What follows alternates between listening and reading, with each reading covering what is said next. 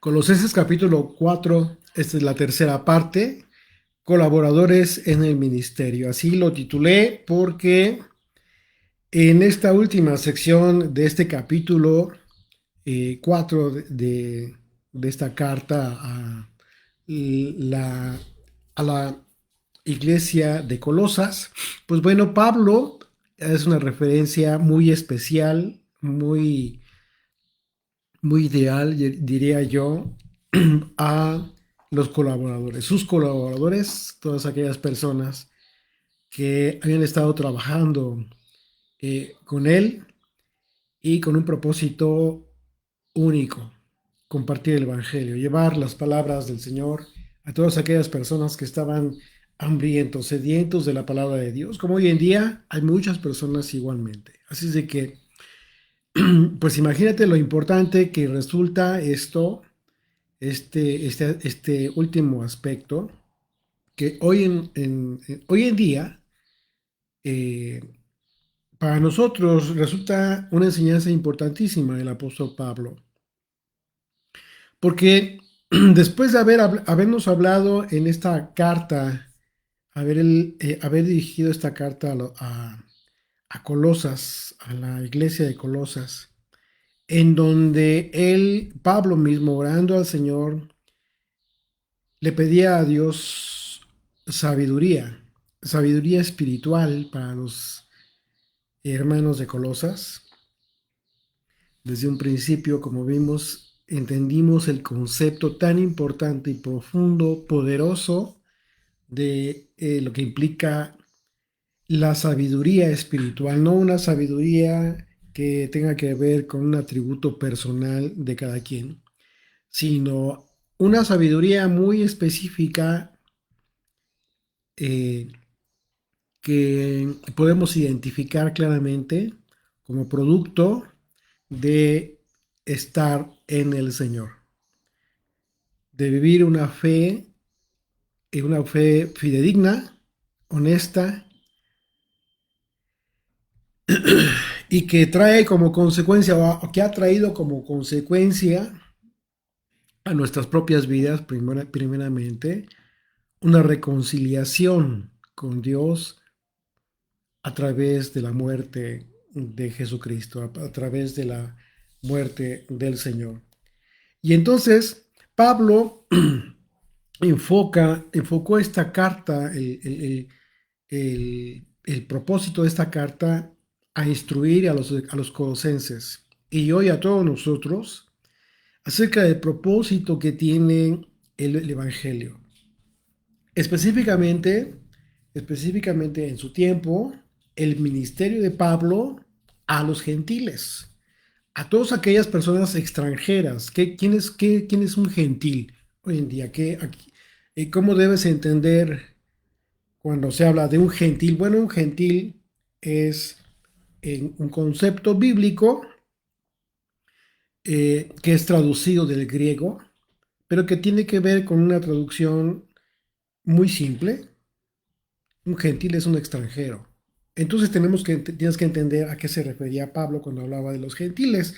¿Por qué? Porque cuando hablaba de los gentiles tenía que ver no solamente con una nacionalidad extranjera que no fuera de Israel, sino con toda aquella persona que no comulgara o que no conociera la fe del Mesías, la fe del Dios de Israel. Así es de que es importante que nosotros, que tú que estás, quizás tú estás comenzando a entender la escritura, la Biblia, tengas muy claro esto, porque en ocasiones hay personas que equivocadamente consideran este concepto como un concepto que les hace como menos, como que valen menos como personas, y eso no es así. Al contrario, de hecho, el apóstol Pablo les da una importancia impresionante y un respeto, del que hablábamos precisamente del estudio anterior. Cada vez que Pablo se refería a, a los extranjeros, a aquellas personas que no conocían la fe de Yeshua, se refiere a ellos con mucho respeto. y es lo mismo que debemos hacer hoy en día nosotros. Así es de que un gentil es una persona que es ajena a la fe de Yeshua, de manera general. ¿Por qué? Porque hoy en día no la mayoría de hoy, de los creyentes en el mundo, pues todos somos extranjeros con relación a la nación física de Israel. De hecho, en Israel hay muy pocos creyentes en Yeshua. La mayor parte de creyentes en el Hijo de Dios se encuentran fuera de Israel. Así de que, pues todos venimos siendo gentiles en un tiempo, y ese es otro tema del que Pablo también nos habló en esta carta, ¿sí? Cuando habla de aquel tiempo, aquella época en la que teníamos una antigua, la identifica como la antigua manera de vivir, ¿sí? Con relación a esta nueva forma de vivir, nueva manera de vivir, el nuevo nacimiento. ¿Qué significa esto? Bueno, en ese sentido, el concepto de gentil toma un aspecto relevante, muy importante, que no solamente se constriñe al tema del concepto etimológico, sino que va más allá. ¿Por qué? Porque entonces estamos entendiendo que el apóstol Pablo se refería a gentiles, como todas aquellas personas que aún estaban esperando recibir el Evangelio, las buenas nuevas. Y esa es la forma en como nosotros debemos de pensar. Tenemos que tener una mente en esa perspectiva. No una perspectiva en el sentido de decir, pues ya nosotros ya somos del reino, ya estamos, ya no somos gentiles, sino somos miembros de la familia de Dios y ya, no. Al contrario, tu perspectiva, y eso es lo que vamos a ver hoy, de eso vamos a hablar hoy, tu perspectiva a partir de que hiciste un pacto con el Dios de Israel, cambia. ¿Y en qué sentido cambia? En el sentido de que todo el tiempo debes ver a cualquier persona que no sea de tu fe como un candidato a asumirla, un candidato a recibir el Evangelio, un candidato que está esperando escuchar las buenas noticias de salvación eterna. Y que quizás sea tú, quizás no seas tú, no sea a través de ti, pero con esa perspectiva, entonces tu manera nueva de vivir tienes que entenderla en el sentido de que tu testimonio va a generar algo en todas esas personas. Y entonces tu testimonio va vinculado totalmente al Evangelio, a vivir a tu vida en el Señor. Y es de esa manera como el apóstol Pablo también nos habló en esta carta acerca de eh, tu responsabilidad, la responsabilidad que tú y yo tenemos respecto a todos aquellos, a los de afuera, como les dice Pablo. Tu testimonio, tu forma de vida, la forma en cómo hablas, cómo te expresas, etcétera, va a generar, más bien, debe generar algo en la vida de los de afuera. Y ya entendimos, ¿qué fue lo que entendimos? También entendimos que el apóstol Pablo, cuando se refería a los de afuera, estaba hablando de todas aquellas personas que aún no conocían la fe de Jesucristo, la fe de Yeshua, y que igual no conocen tu fe. Pero por esa razón, Pablo habla de esta responsabilidad que tenemos todos. Una responsabilidad en la que incluso los colaboradores en un ministerio, cualquiera que sea, cumplen una función importantísima. Por eso titulé este estudio Colaboradores en el ministerio, porque el apóstol Pablo concluye esta carta en esas líneas finales, dándole una importancia, yo creo que muy de honra de vida, no una honra que sale del contexto correcto, sino sino una honra que el apóstol Pablo entiende que es importante justo precisamente por el trabajo que desempeñan los colaboradores en un ministerio. Nosotros hemos, a través de este estudio, de esta carta tan importante, hermosa, hemos constatado que nuestro testimonio para con los de afuera, pues es de suma relevancia. Y no solo por lo que produce, como les venía diciendo, o lo que debe producir el evangelio, vivir el evangelio en nosotros respecto de las otras personas, aquellas personas que te ven, aquellas personas que te escuchan, aquellas personas que incluso escuchan de ti, ¿sí? ¿Qué es lo que otras personas hablan de ti? Y no solamente es eso lo importante, que es muy importante, sino incluso tiene relevancia el testimonio que tengamos para nuestro propio beneficio. ¿Por qué? Porque nosotros confirmamos que el camino que hemos elegido es el camino que nos va a llevar al reino de Dios. Es así que el propósito del apóstol Pablo en esta carta ha sido manifestar su admiración específicamente respecto a los creyentes de Colosas, por el testimonio que le han traído acerca de ellos. Y Pablo resalta la fe que ha sido de testimonio para muchos y por supuesto para el mismo Pablo, ¿sí? Porque él mismo lo expresa así. Y por ello en esta carta, Pablo concluye haciendo mención de estas personas, de estos colaboradores que fueron muy importantes para Pablo, eh, porque como él mismo lo describe, algunas de estas personas las identifica él como siervos fieles que han trabajado junto con él. Dice el verso 12 del capítulo 4 de Colosenses.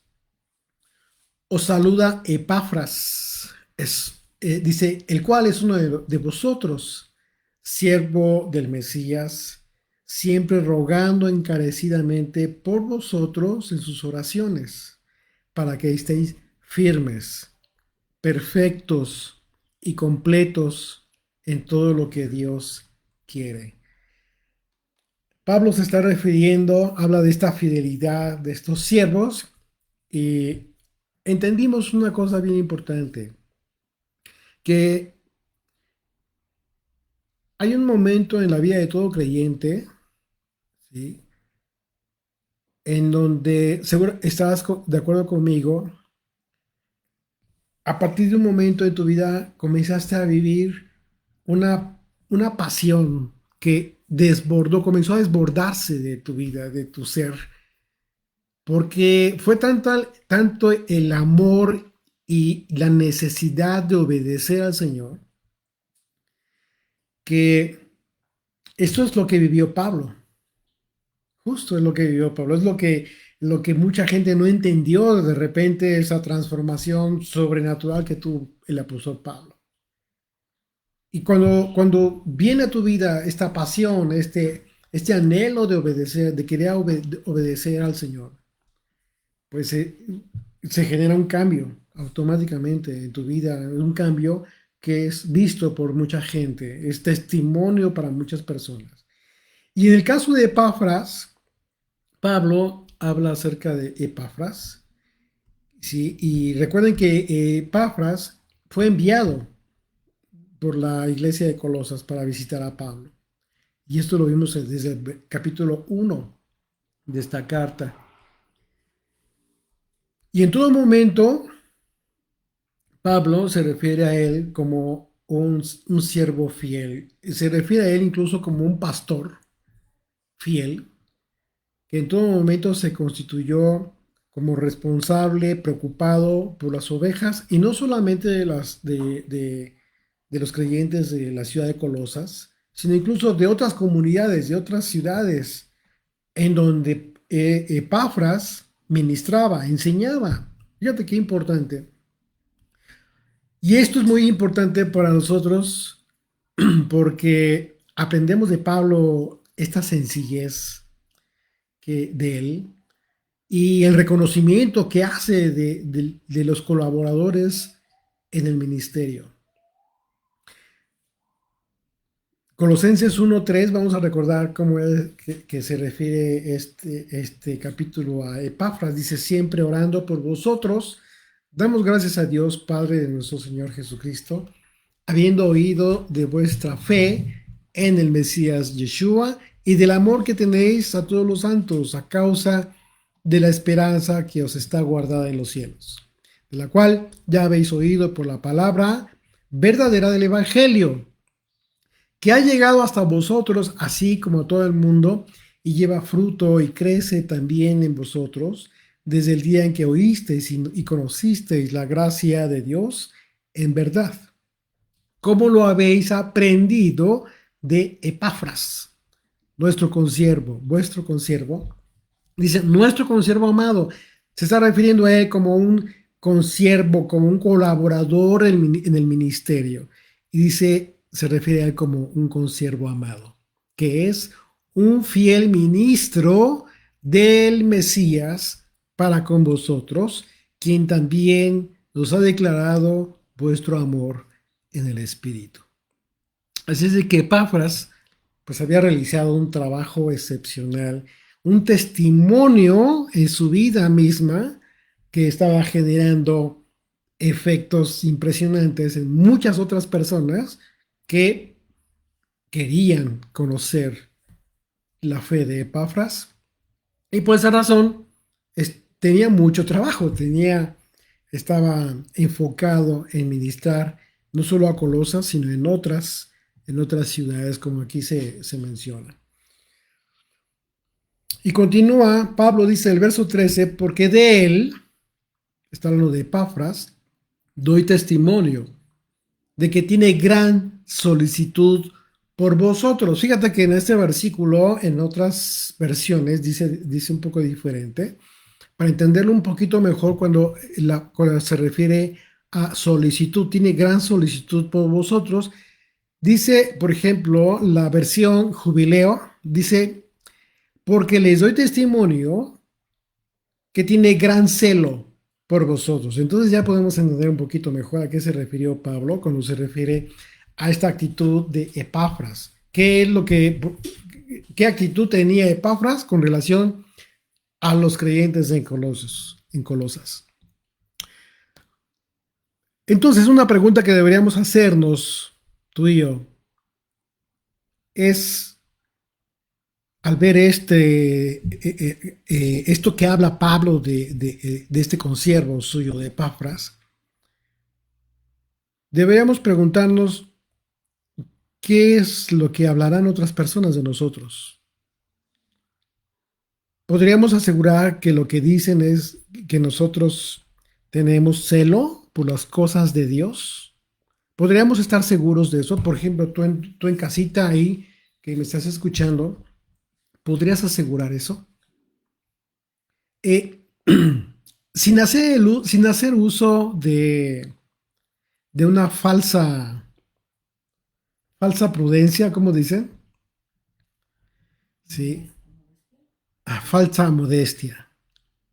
Porque también se da, lo sabemos, lo hemos escuchado y cómo choca eso, de que de repente hay gente que dice que son menos que una pulga, porque o sea, eso es de verdad, eso es una falta de respeto para sí mismos, para el ministerio, al que hay que honrar, ¿sí? Por lo que hacemos. Es importante, por supuesto, pero llegar a una falsa modestia, pues no le sirve a nadie, y menos al que lo dice. Una vez más, con toda honestidad, nosotros podríamos asegurar que lo que dicen de nosotros, los de afuera, es que tú y yo tenemos celo por las cosas de Dios, celo por cumplir su voluntad. Yo creo que muchos de ustedes, con firmeza, con seguridad, con la prudencia de vida y con la honestidad delante de Dios pudieran decir, afirmar que sí, que efectivamente, y que se han ganado el desprecio incluso por eso.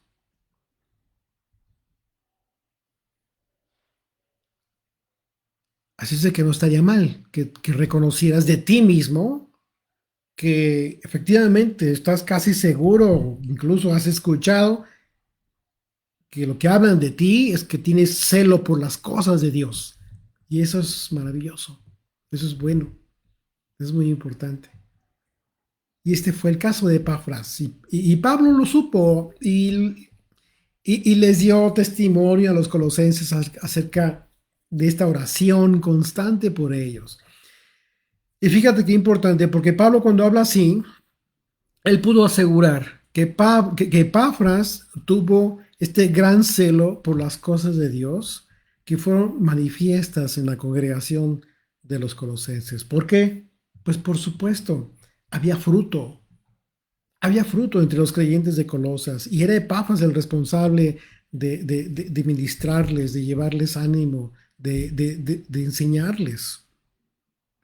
Normalmente Normalmente es muy común, y eso es correcto, por supuesto, es muy común que las personas oren por situaciones por las que pasan ellas mismas. Es decir, sus oraciones tienen que ver con sus situaciones propias. Están pasando por alguna situación de problema, quizás de salud, quizás financiero, no sé, quizás en cualquier otro aspecto, oran al Señor, que el Señor les guarde, les provea, les ministre, etcétera. Normalmente yo les digo que eso es el común de las oraciones de las personas, pero no es muy común que las personas usen su tiempo eh, o un tiempo considerable, más bien, para orar por otras personas. Y este es el caso de Epafras. Por esa razón Pablo lo dice así, lo escribe de esta manera, al grado de que Pablo mismo les dio testimonio de este celo que manifestaba Epafras por ellos, y esto es justo lo que debe hacer cualquier siervo de Dios. Todo siervo de Dios es justo lo que debe hacer, orar por todas aquellas personas que están queriendo cada vez más conocer al Señor, o incluso todos aquellos que aún están esperando recibir el mensaje de las buenas nuevas, el Evangelio. ¿Y por qué debe ser así tu perspectiva? Y me estoy dirigiendo a ti, seguro de que ya entendiste que tienes un ministerio. Es un tema que también hablamos en estudios anteriores. Una vez que tú ya entendiste que ya hiciste un compromiso con el Señor, has hecho un compromiso, el mismo compromiso que cada año hacemos tú y yo, cuando estamos sentados a la mesa conmemorando la Pascua al Señor. ¿Qué es lo que nos enseñó Yeshua en esta fecha tan importante a hacer? Anuncien mi muerte hasta que yo regrese. Esto es justo un compromiso. Y esto no es cualquier cosa. Esto te genera a ti la responsabilidad de cumplir con un ministerio. Esto ya lo habíamos hablado en otro estudio anterior. Así de que imagínate qué gran responsabilidad tenemos. Hermosa, pero también muy importante.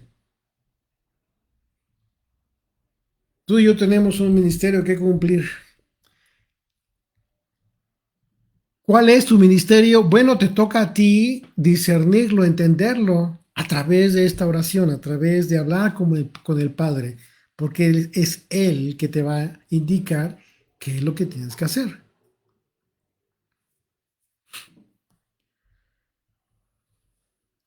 ¿Qué es un ministerio? Un ministerio es un servicio, así de simple. Y por eso Pablo se le está refiriendo a todas estas personas de forma importante, porque está diciendo claramente que cada uno de ellos tiene un ministerio y lo está ejerciendo con responsabilidad, con amor, con pasión, porque han entendido que es una responsabilidad que han recibido por la salvación que les ha sido dada. Por ejemplo, en este pequeño ministerio de estudiantes de la Biblia, que es un servicio, ¿sí? Yo no estoy solo, nunca he estado solo, siempre he tenido colaboradores. La primera colaboradora es mi esposa, siempre me apoya en todo lo que tengo que hacer. Ha habido otras personas que han estado colaborando en este ministerio y ustedes las conocen. Fabi, por ejemplo, Fabi es una colaboradora de que cada 8 días nos apoya colocando ahí en el chat los conceptos, las palabras, el concepto del diccionario del Strong, lo que significa. O sea, eso es un trabajo que no cualquiera hace, pero lo más importante y lo más hermoso de esto es que ha sido el Señor quien ha puesto esta voluntad en el corazón de esta chica, a quien la estimamos mucho. Por supuesto, la queremos mucho a Fabi. Y porque nunca se lo pedí yo. Y cuando lo comencé a ver, dije, "Oh, qué padrísimo, qué colaboración tan hermosa". Otra, por ejemplo, otra colaboración que ha tenido Fabi para con este ministerio. Si ustedes han, han adquirido alguno de los libros que hemos publicado, que hemos escrito y que están publicados, ustedes pueden darse cuenta que ahí mismo en el libro hay un apartado especial en el cual este servidor reconoce la colaboración de Fabi en relación a la revisión de todo lo escrito. Y esto es una colaboración importantísima. Entonces, cuando eso escrito, por ejemplo, es esa anotación que se hace en cada libro que se ha escrito, en donde ella ha participado de esa manera, es un reconocimiento correcto, justo, que no sirve, y créame, se los aseguro, no ha servido para elevar el ego de Fabi, por ejemplo, ¿no? Ustedes, quienes tienen la oportunidad de conocerla, se han dado cuenta que es una chica muy sencilla, ¿sí? Que ama al Señor. Mi esposa y yo la recibimos en alguna ocasión aquí en casa, junto con otras personas, en alguna fiesta que tuvimos del Eterno. Y, y es una chica a la cual estimamos mucho, a quien estimamos mucho. Y es una colaboradora de este servicio, de este ministerio. Y entonces su participación es muy importante para todos. Yo en un momento dado me agrado mucho de la participación de ella, porque además yo sé que todo esto a ella misma le edifica, o sea, la participación que cada uno de los colaboradores en un ministerio, el que sea, tiene, les edifica a sí mismo, y esto es importantísimo, eso es maravilloso. Yo se los digo porque anteriormente estuve colaborando en otro ministerio y lo que yo colaboré y lo que yo estuve haciendo a mí me edificó como no tienen ustedes idea. Es importantísimo, es maravilloso. Otro colaborador, por ejemplo, mi querido Daniel David de Argentina, que últimamente se ha animado más a estar colaborando, a estar participando, compartiendo mensajes bíblicos. Es una participación hermosa, maravillosa, y quienes han escuchado sus estudios, ustedes pueden dar testimonio de sus palabras, de su fe. Y esto es de lo que estamos hablando. Es justo de lo que está hablando Pablo en estas últimas líneas de esta carta. Pablo hace referencia a estas personas como siervos fieles al Señor. Muchas personas, otras personas, por ejemplo, por supuesto, como me dice mi esposa, hay otras personas que en el chat, por ejemplo, de WhatsApp, todo el tiempo están orando. Y eso es un aspecto que hemos hablado, por ejemplo, en otro momento, que la oración es un instrumento poderoso, poderosísimo, el cual está al alcance de todos, de todo aquel que quiere hablar con el Señor. Otras personas, por ejemplo, también colaboran de forma importante, de repente haciendo alguna aportación al ministerio para contribuir en el pago de los servicios, para pagar plataformas, servicios de internet, etcétera, etcétera. Todo eso son colaboradores, todos ellos son colaboradores que han entendido lo importante que es participar, ser partícipe de esta hermosa misión. Lleva el Evangelio, compartir el Evangelio, hablarles a las personas de lo que ha hecho Dios por todas aquellas ovejas que aún falta que lleguen al rebaño. Así es de que imagínate, por ejemplo, yo hace un momento hablaba de que normalmente las personas oran por sí mismas.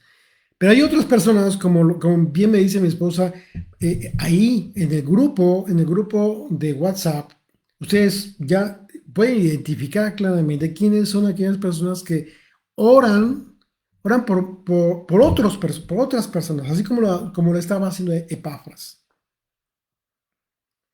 Así es de que yo puedo dar testimonio de todas estas personas que oran al Señor encarecidamente, como dice Pablo, por todas aquellas personas que están pasando por alguna necesidad.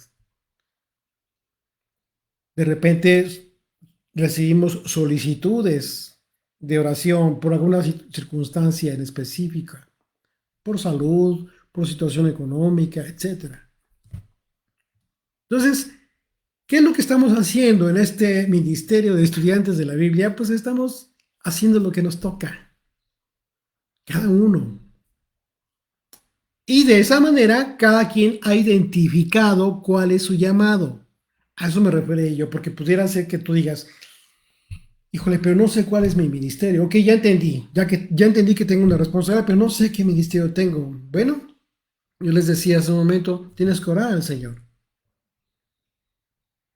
Tienes que orar a Él y entender cuál es tu servicio, qué es lo que puedes hacer para colaborar, para colaborar. Y en un momento dado, ¿por qué no iniciar un nuevo servicio, un nuevo ministerio?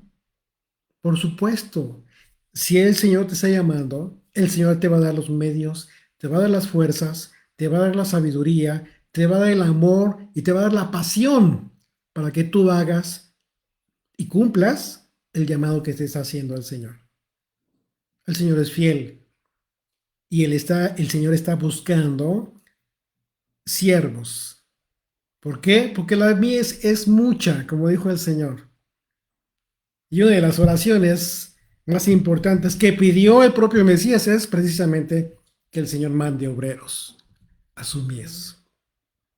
Así es de que imagínate qué importante son estas últimas líneas que está escribiendo Pablo en este capítulo, como lo hizo en muchas otras cartas, pero cómo lo debemos entender, no era cualquier cosa. Pablo ocupaba el tiempo precioso, valioso para esto. En el caso de Epafras, un siervo fiel que oraba por, por los colosenses y de lo que estaba dando testimonio el apóstol Pablo, pues él se constituyó como un siervo de Dios. ¿Y qué fue lo que sucedió con Epafras? ¿Por qué lo identificaba de esta manera Pablo? Bueno, porque su visión, la visión de Epafras, le hizo entender, ser consciente de la necesidad de orar por los hermanos de la fe, en la fe, y que esta necesidad que él estaba teniendo por orar por los hermanos trascendía a sus propios intereses personales. Eso es justo lo que ha estado sucediendo con muchas personas hoy en día, que oran al Señor por otras personas porque han entendido esta necesidad de orar por ellos. ¿Por qué? Porque la visión de ellos ha cambiado. ¿Y ha cambiado en qué sentido? Su visión ha trascendido, trasciende a sus propias vidas, a sus propios intereses personales. Y han entendido que sus oraciones pueden llegar delante del altar del Señor como incienso agradable al Padre. Así de que imagínate lo importante que es que entendamos por qué Pablo estaba hablando de cada una de estas personas. Y él continúa hablando, fíjate, como de este trabajo que estaba haciendo Epafras. Dice ahí mismo en el verso 13, y por los que están en la Odisea y los que están en Hierápolis. Fíjate, ¿qué significa esto? Bueno, que Epafras estaba ministrado en 3 congregaciones. Esto independientemente de que esta carta estaba dirigida a los colosenses, y esto significa que esta carta llegaría también a los creyentes de estas otras congregaciones también, con toda esta importantísima enseñanza que tú y yo hemos recibido en todas estas sesiones que hemos tenido al analizar esta carta. Y dice el verso 14, os saluda Lucas, el médico amado, y Demas. O sea, fíjate nada más de quién está hablando en este momento. Pues por supuesto que tú y yo sabemos de quién está hablando. Recordemos que Lucas fue el escritor de uno de los evangelios, fue el que escribió el libro de los Hechos. Lucas es otro siervo fiel de los que está hablando el apóstol Pablo en esta última sección de la carta. Y bueno, ¿qué no podríamos decir de Lucas, por supuesto? Pero también habla, así en esta referencia, de Demas. ¿Quién fue Demas? Pues no sabemos, la escritura no habla más de esta persona, pero lo importante es que Pablo se refiere a él como un fiel siervo del Señor. Esto es lo importante, es lo que verdaderamente importa. Y lo pone lo menciona al mismo tiempo que menciona a uno de los que es muy conocido por todos nosotros. Demas es mencionado en el mismo momento que se menciona a Lucas, nada más y nada menos. Este es un aspecto maravilloso que ya habíamos comentado con anterioridad también, con una gran enseñanza del apóstol Pablo, que todo siervo debe considerar, y es el hecho de que Pablo en sus cartas no solo hablaba de él, no solamente no hablaba de él, porque él no hablaba de él mismo, como muchos ministros hoy en día que se vanaglorian de sí mismos. Y eso es una pena. Pablo jamás ocupaba el tiempo tan preciado en el que tenía la oportunidad para hablar de la palabra de Dios, para hablar de sí mismo. No de ninguna manera, sino que su propósito más importante era hablar del Evangelio. Entonces, si Pablo ocupaba el tiempo que era preciado, muy importante, para hablar del Evangelio, entonces puedes imaginarte la importancia que Pablo le dio al trabajo de todos estos siervos a los que se está refiriendo de forma muy especial, para dar testimonio de su fidelidad, de su trabajo y de su celo por la iglesia del Señor en general. Todo lo contrario a la costumbre de algunos líderes de hoy, que lejos de reconocer el trabajo de sus colaboradores públicamente y honestamente, pues muchas veces tratan de menospreciarlos, de opacarlos, y eso no es honesto. Así es de que esta es una gran enseñanza que recibimos del apóstol Pablo.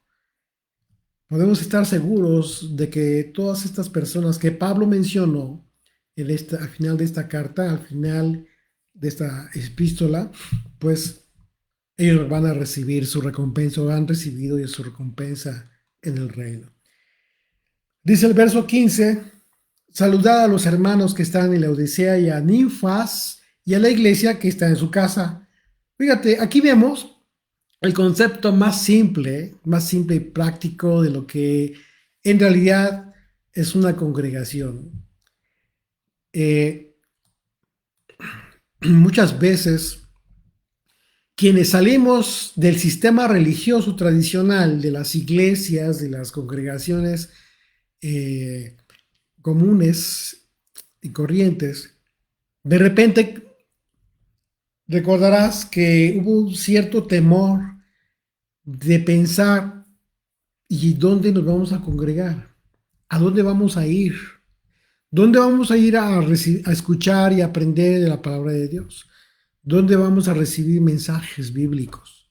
De repente surge esa duda y quizás hasta cierto temor. Y se los digo porque personalmente mi familia lo vivimos en su tiempo, hace años. Y también recibimos ese testimonio de muchas otras personas que de repente tenían ese temor. ¿A dónde vamos a ir? ¿A quién vamos a seguir? Etcétera. Es algo normal. ¿Por qué? Porque somos ovejas. Y como ovejas tenemos la costumbre de seguir a un pastor. Solo que quizás en todos esos años, pues a muchas personas no se les enseñó que al pastor que deben seguir o que debemos seguir es a Yeshua. Imagínate. Entonces, esto es importante que nosotros lo entendamos. ¿Por qué? Porque aquí, por ejemplo, estamos leyendo el verso 15: saludad a los hermanos que están en la Odisea y a Ninfas y a la iglesia que está en su casa. Entonces, imagínate qué importante es entender esto, el, el aspecto práctico y real de la congregación, ¿sí? Se estaban reuniendo en la casa de Ninfas. En otros pasajes del Nuevo Testamento vemos con frecuencia que los creyentes se reunían primordialmente en las casas de los hermanos, ¿sí? Y esta fue la congregación más simple y pura de creyentes que cumplía el propósito más importante y esencial. ¿Cuál?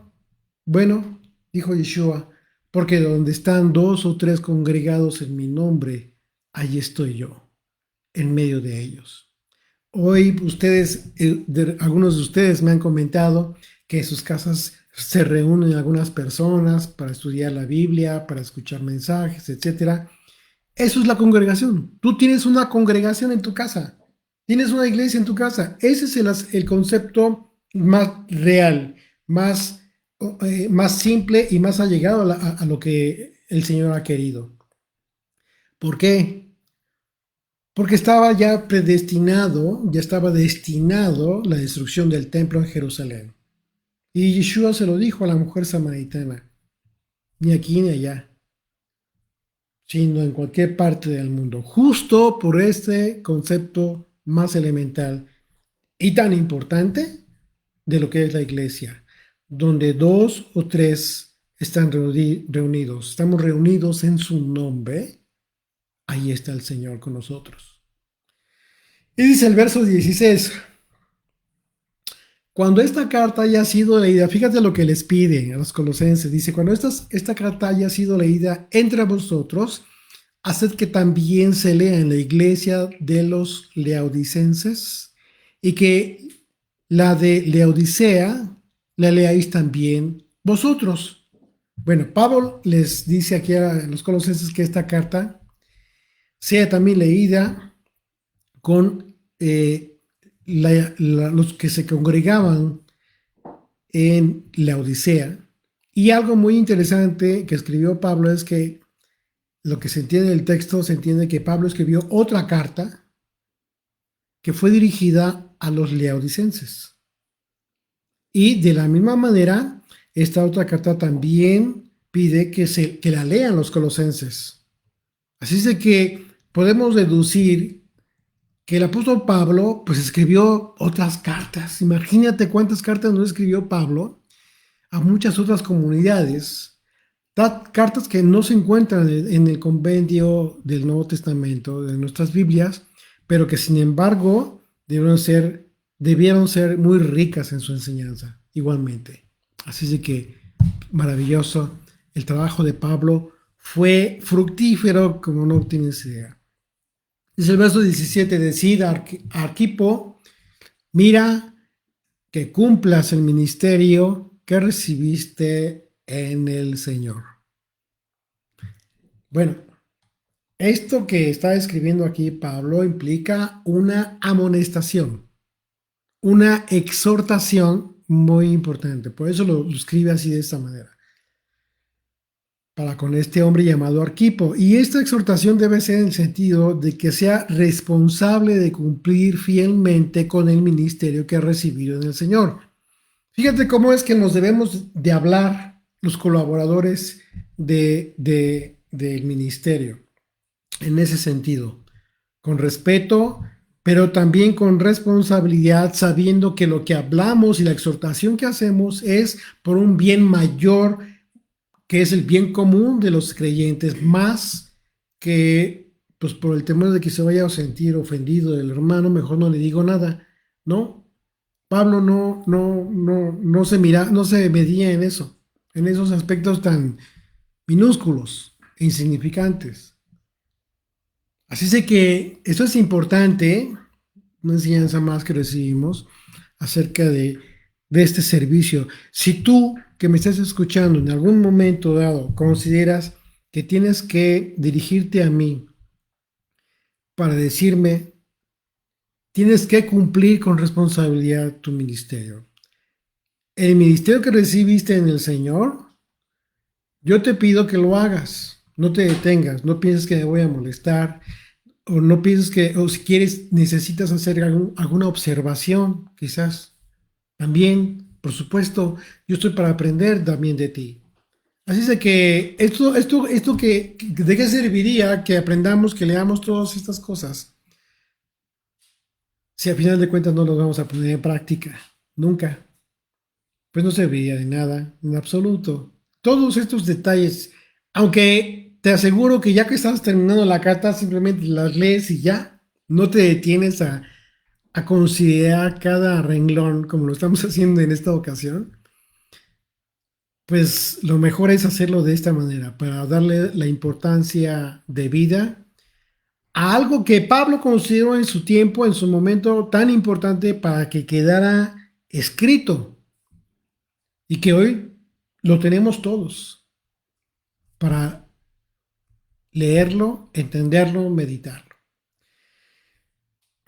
Así es de que, pues bueno, se entiende con toda claridad que Pablo tenía cierta información, por supuesto, de este hombre, Arquipo, y, y es la razón por la cual lleva a cabo les pide que hablen con él para que cumpla su ministerio, para que atienda su ministerio como debe ser. En estudios anteriores hemos entendido que todo creyente a partir de que se constituye parte del pueblo de Dios, automáticamente ha recibido un ministerio. De manera que en un momento dado todos debemos preguntarnos si estamos cumpliendo debidamente con el ministerio el ministerio que el Señor nos ha entregado. Puede ser que muchas personas piensen que no saben, ¿no? De repente si tienen un nuevo ministerio, pero como les decía hace un momento, es necesario que oremos al Señor para que Él nos haga ver esto. ¿Sí? Dios va a guiarnos hacia aquel llamado específico que tengamos, porque a fin de cuentas, nuestras vidas deben cumplir los propósitos de Dios. Para eso fuimos llamados. Y en este caso es importante que Pablo pues, se refiere a Arquipo como alguien que ha recibido un ministerio y dice en el Señor. Y eso es muy relevante porque es precisamente cuando estamos en el Señor, en su voluntad, cuando vamos a recibir la guía, ¿sí? La orientación para conocer el servicio con el que debemos cumplir. Por ejemplo, recordemos que Epafras también recibió un ministerio en el Señor. Y él estaba esforzándose, orando de rodillas, lo que bien podríamos entender así como lo expresa Pablo, como una guerra espiritual, orando por la congregación de Colosas. Porque dice orando encarecidamente, es la palabra que utiliza el apóstol Pablo. Así es de que imagínate, pues bueno, la carta a los colosenses finalmente se enfoca en un tema central, el buen testimonio de los creyentes para con todas las personas, que a través de este buen testimonio la gente pueda ver eh, el poder, que la gente pueda ver la verdad, pueda llegar al conocimiento de Dios y la sabiduría de Dios. Todo esto debe ser manifiesto a través del ministerio, del servicio que todos tenemos que tener identificado. Y algo muy importante, todo esto lo debemos hacer no para ser salvos, que te quede bien claro. No. ¿Por qué? Porque ya tienes la salvación. Pero justo precisamente porque ya tienes la salvación, por causa de ser salvo, es que debes cumplir con este ministerio, con esta responsabilidad. Verso 18, la salutación de mi propia mano, de Pablo, acordaos de mis prisiones. Fíjate qué impresionante aquí. Pablo estaba sufriendo por causa de su fe y estaba en cadenas, estaba encarcelado, estaba escribiendo esta carta en la cárcel. Por eso Lucas estaba ahí. Recordemos que Lucas era quien escribía las cartas de Pablo. Un aspecto que escribió Pablo fue que quiso llamar la atención del creyente de forma poderosa. ¿Por qué? Porque él era inocente. Y justo estamos hablando del testimonio que debemos tener y por el cual manifestamos el poder de Dios, su sabiduría, su conocimiento. Sin embargo, al hablar de las cadenas, ¿sí?, de sus prisiones, que lo hacían sufrir, al mismo tiempo les está pidiendo a los colosenses que oren por él, como yo lo había hecho antes. En ese sentido, el sufrimiento es parte de la fe de todo creyente. Si tú recibiste en algún momento algún mensaje, la información, en el sentido de que recibir la fe de Jesucristo, del Mesías, te iba a ser libre de todo sufrimiento, te mintió. Eso es una mentira. Y para constatarlo hay que vivirlo. Pablo es el mejor ejemplo de esto. En las cartas del Nuevo Testamento, en el Antiguo Testamento, los profetas, podemos ver que realmente no es así. Haber hecho el compromiso de asumir la fe del Mesías, por supuesto que fue una invitación para sufrir. Todo creyente, sí, el sufrimiento es parte de la fe de todo creyente. Pero no es un sufrimiento sin sentido, y esto es lo más importante. Porque siempre habrá quienes no solo rechacen el mensaje del que ya eres portador, tú ya eres un portador del mensaje, de un mensaje de salvación, sino que incluso muchas veces van a hacerte sufrir si es que está en su mano de esas personas. No solamente que te digan, no, pues sí, respeto tu fe, pero no es para mí. Muchas veces van a querer hacerte sufrir. Conforme nos aproximamos a los últimos tiempos, cada vez más y más creyentes en todo el mundo han estado sufriendo. Han estado sufriendo esto lo podemos constatar y fue anunciado por los profetas en las escrituras y efectivamente hoy en día hay muchísimas personas que se encuentran sufriendo, muriendo literalmente por su fe, por la fe del Mesías. Conforme avanzan los tiempos, podemos ver que en lugares donde las personas podían libremente compartir su fe, ahora ya no pueden hacerlo. Y esto, queridos amigos, es una especie de persecución que ya ha comenzado en diversas partes del mundo, que comenzó desde Jesucristo, pero que conforme ha pasado estos siglos y conforme se acercan los últimos tiempos, se incrementará y se recrudecerá esta persecución. Una persecución que nosotros vemos anunciada desde los profetas, que anunció Yeshua y también que anunciaron los apóstoles.